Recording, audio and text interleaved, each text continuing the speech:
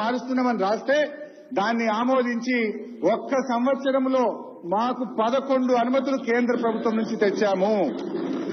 తర్వాత అధ్యక్ష గారు ఒకటి భారతదేశంలో ఒక పవర్ ఫైనాన్స్ కార్పొరేషన్ ఉంది. అప్పుడు నేను ఎంపీ ఉంటే భారతదేశం స్వాతంత్రం వచ్చిన తర్వాత పవర్ ఫైనాన్స్ కార్పొరేషన్ ఎవరికి ఇరిగేషన్ లోన్ ఇవ్వలేదు. No 1 minute. ఎందుకంటే ఏదో మేనేజ్ చేసుకుని ఏదో గొప్పతనం అనుకుంటే power finance corporation has never lent outside power sector. You have taken very high cost short term loans by managing those people. This was an investigation in the parliament. భారతదేశంలోనే ఒక power corporation irrigation Kaleshwaram corporation లోన్లు ఇచ్చింది 11% interest లో. Okay, అది short term loans. ఇక అదేదో manage చేసుకుని గొప్పదనం అనుకుంటే అది మీరు హరీశ్రావు గారు మీరు ఇచ్చే సమయం కంటే చాలా ఎక్కువ. మీరు కంక్లూడ్ చేయండి. మీకు రెండు నిమిషాలు మీరు కంక్లూడ్ చేయండి. మీకు ఇచ్చిన సమయం చాలా ఎక్కువ ఇచ్చినాం. ఇప్పటికి 1 hour ఎక్కువైంది. మీరు ఒక్కరి మన 1 hour కంటే ఎక్కువ ఇచ్చినాం. మాట్లాడండి, కంక్లూడ్ చేయండి 2 minutes. సార్ నాకు ఎన్ని నిమిషాలు ఇచ్చారు సార్? మీరు ఏమండి ఎన్ని నిమిషాలు ఇచ్చారు సార్?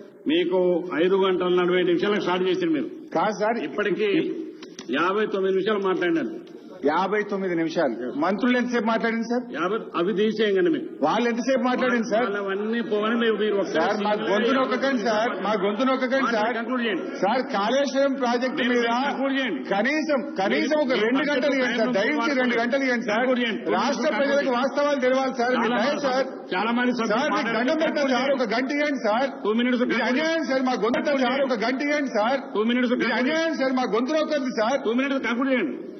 ఎల్ఏ మినిస్టర్ గారు ఎందుకు మా గొంతు నొక్కుతున్నారు? నేను మాట్లాడితే మీకు ఎందుకంత భయము? Why are you not allowing me to speak?